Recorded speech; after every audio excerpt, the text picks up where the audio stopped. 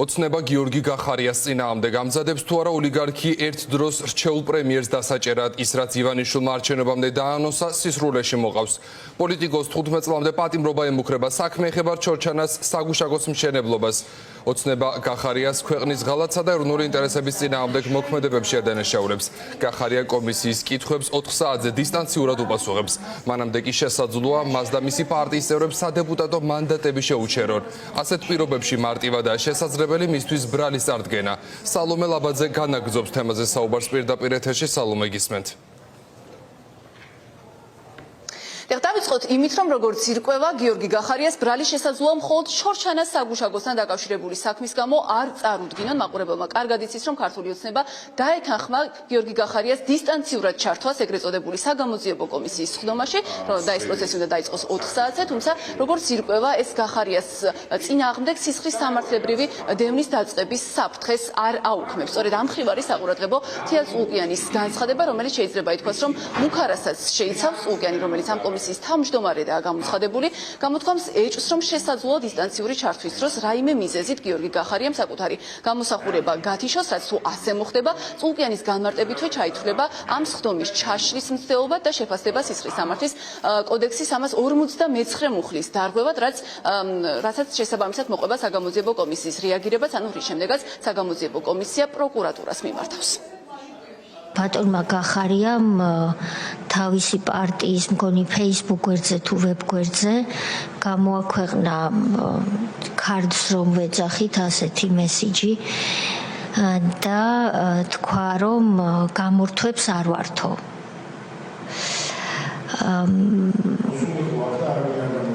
ჩვენ ძალიან გაგვიჭირდა იმ გადაწყვეტილების მიღება, რომ მისი ჩართვის შესახებ თხოვნა დაგვეკმაყოფილებინა და მე პირადად არ მინდა ზედმეტად ეჭვიანი ვიყო, მაგრამ ვფიქრობ, რომ მას მართლაც აქვს განზრახული, ასე ვფიქრობ, რომ ჩაერთოს და შემდეგ ეთერი გათიშოს. ამიტომ მე მინდა მას მკაცრად მივმართო და გავამთხილო. და განსაკუთრებით მის გარემოცვას და ამფსონებს, რომ ჩვენ გვაქვს თმენის ვალდებულება, მაგრამ ამ თმენის ვალდებულებას აქვს თავისი ლიმიტი და ნებისმიერი ქმედება მისი მხრიდან, რომელიც იგულისხმებს სხდომის ჩაშლას ამა თუ იმ ფორმით, პირდაპირ ჩაითვლება სისხლის სამართლის კოდექსის 349 მუხლის დარღვევად ჩვენი მხრიდან და გადაიგზავნება იქ, სადაც საჭიროა და შემდეგ უკომპეტენტური პირები მიცემენ კვალიფიკაციას და შეაფასებენ. თუმცა გიორგი გახარიას მიზანი რომ არ არის ამ სხდომის ჩაშლა, ამის გამოხატვას თავად ოცნების ყოფილი პრემიერი ცდილობს, მან სოციალურ ქსელში გამოაქვეყნა ქარდით წარწერით გათიშვებს არ ვართ. რაც შეეხება საგამოძიებო კომისიაზე განსახილველ თემას, ეს თემა ისევ ჩორჩანას საგუშაგოს უკავშირდება და იმის მიუხედავად, რომ სწორედ ეს იყო ერთ-ერთი თემა, რაზეც შეკითხვები დაუსვეს გახარიას საგამოძიებო კომისიაში პირველი სტუმრობის დროს და მიუხედავად იმისა, რომ ეს საქმე უკვე პროკურატურაშიცაა, ოცნების წარმომადგენლები ამტკიცებენ, რომ შეკითხვები ამოწურული არ არის და გიორგი გახარიას კიდევ ბევრ კითხვაზე მოუწევს დღეს ამ თემასთან დაკავშირებით პასუხების გაცემა. თუმცა ამ დროისთვის უკვე გიორგი გახარიას შესაძლოა აღარ ჰქონდეს და მაღალი ალბათობით მას აღარ ექნება დეპუტატის მანდატი, რადგან მანამდე უნდა გაიმართოს ერთპარტიული პარლამენტის შენობაში სესია, რომელზეც ქართული ოცნება გახარიას და მისი სიის 12-ვე წევრს დეპუტატის მანდატს მოუხსნის. ეს კი ნიშნავს მათთვის იმუნიტეტის გაუქმებასაც, რაც გიორგი გახარიას შემთხვევაში ნიშნავს იმასაც, რომ თუ დაპატიმრების პროცესს წამოიწყებენ ძალოვანი უწყებები, მათ ეს წინაღობის გარეშე შეეძლებათ და ის რომ გახარიას ამ დრომდე იცავს დეპუტატის იმუნიტეტი, უკვე ხელი შემშლელი ფაქტორი აღარ იქნება ძალოვანი უწყებების წარმომადგენლებისთვის. ჩვენ ეს შევახსენეთ დღეს ქართული ოცნების წევრებსაც, რომლებიც ერთ დროს გახარიას სუპერ ძალოვან მინისტრად აცნობდნენ საზოგადოებას, თუმცა როგორც ირკვევა ქართული ოცნების ამჟამინდელი შემადგენლობისთვის არც გახარიას მიმართ მათი წარსული დამოკიდებულება საინტერესო და ისინი აპირებენ, მათი უმრავლესობა და სავარაუდოდ აბსოლუტური უმრავლესობა აპირებს, რომ დღეს გახარიასთვის დეპუტატის იმუნიტეტის მოხსნას მხარი დაუჭიროს. სუპერძალოვანი მინისტრისთვის იმუნიტეტის მოხსნას მხარს დაუჭერთ დღეს? მე თქვენ არ გაძლევთ კომენტარს. შეიძლება რომ ერთ-ეგივეზე 10 ჯერ ვილაპარაკოთ? თქვენ აპირებთ მნიშვნელოვანი გადაწყვეტილების მიღებას. თქვენს გადაწყვეტილებას შედეგად შესაძლოა მოყვეს გიორგი გახარიას დაპატიმრება. ასე არ მაინტერესებს მე თქვენ მიერ დასმული შეკითხვა. ძალოვანი ministrისთვის მზად ხართ თუ არა რომ დღეს იმუნიტეტი მოუხსნათ მას. რას ქვია სუპერზალოვანი ministri? გიორგი გახარიას ერქვა ასე თქვენ დაარქვით.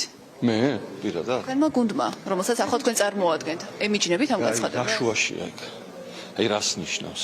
ერთ დროს იყო სუპერზალოვანი ministri, პრემიერი რომელიც ყველა პრობლემას აგვარებდა და დღეს მას უპირებთ იმუნიტეტის მოხსნას. მას შეიძლება შეიცვალოს პოზიცია, ან მანამდე კარგს აკეთებდეს და მე ცუდს.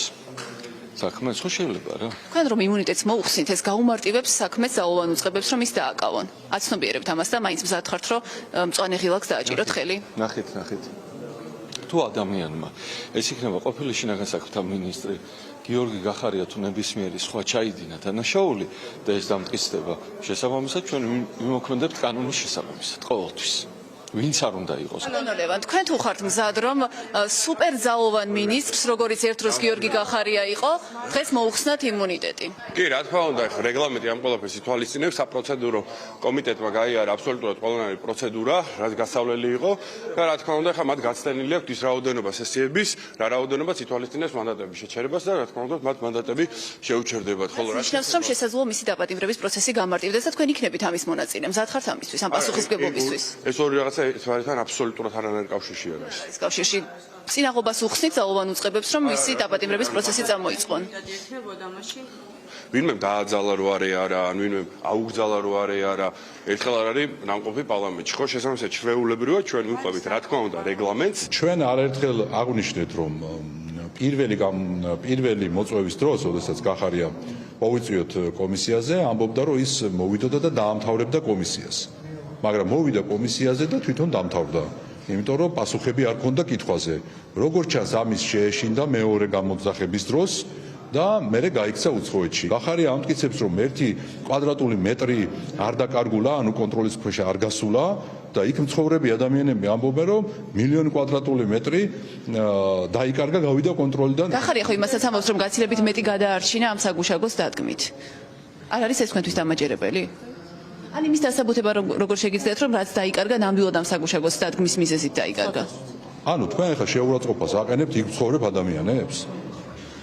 როგორ არა შუაში ეხლა გეუბნებით მე რომ არ მოისმინეთ იქ მცხოვრებ ადამიანების ახსნა განმარტება? მოისმინეთ? თუ მოისმინეთ ის ხალხი ამტკიცებს რომ საგუშაგოს დადგმამდე სარგებლობდნენ და საგუშაგოს დადგმის მერე ვეღარ სარგებლობდნენ. რა შეეხება თავად გიორგი გახარიას, მას შემდეგ რაც ქართულმა ოცნებამ საკუთარი ყოფილი პრემიერი უკვე მეორე დაიბარა საგამოძიებო კომისიაში, ისევ ჩორჩანასთან დაკავშირებით შეკითხვების დასასმელად, გახარია საზღვარგარეთაა და ის მედიასთან კონტაქტისგანაც თავს იკავებს. შესაბამისად, უცნობია მისი გეგმა აპირებს თუ არა ის საქართველოში დაბრუნებას იმის გათვალისწინებით, რომ შესაძლოა სწორედ ჩორჩანასთან დაკავშირებული საქმის გამო მას 15 წლით პატიმრობაც კი დაემუქროს. რაც შეეხება გახარიას გუნდის წევრებს, აქ ამბობენ, რომ საქმე ოცნების ყოფილი პრემიერის მიმართ პოლიტიკური მოტივებით დევნის მცდელობასთან გაქვს. გიორგი გახარია 23 ივნისად მზად იყო ეპასუხა კომისიის შეკითხვებისთვის ამომწურავად. რა თქმა უნდა დღესაც მზად არის და ის ამომწურავად ისაუბრებს ყველა შეკითხვას გასცემს პასუხს. ის ისაუბრებს რა თქმა უნდა სიმართლეს. აქ შეკითხვა არის მეორე, რომელიც გახლავთ ეყოფა თუ არა გამბედაობა საგამოძიებო კომისიას ბოლომდე მოისმინოს გიორგი გახარიას მიერ გაცემული პასუხები და მოისმინოს ის სიმართლე, რომელზეც ის ისაუბრებს და ხომ არ შეუქმნიან მას პრობლემებს ტექნიკური თვალსაზრისით და თვითონ ხომ არ გათიშავენ რაიმე სახით ამ კომისიის მაუწყებლობას. ჩავრის თუ არა საგამოძიებო კომისიის სხდომა ტექნიკური ხარვეზების გარეშე და კონკრეტულად რა კითხვები ექნებათ ქართული ოცნების წარმომადგენლებს ჩორჩანას თემაზე საკუთარი ყოფილი პრემიერის მისამართით. ეს როგორც იცით ეს პროცესი უნდა დაიწყოს 4 საათზე, მანამდე კი სულ რამდენიმე წუთში დაიწყება სესია, რომელზეც გიორგი გახარიას და ასევე მისი სიის 12-ვე წევრს ქართული ოცნების გადაწყვეტილებით დეპუტატის მანდატები შეუჩერდებათ, მოეხსნებათ და შესაბამისად მათ მოეხსნებათ სადეპუტატო იმუნიტეტიც.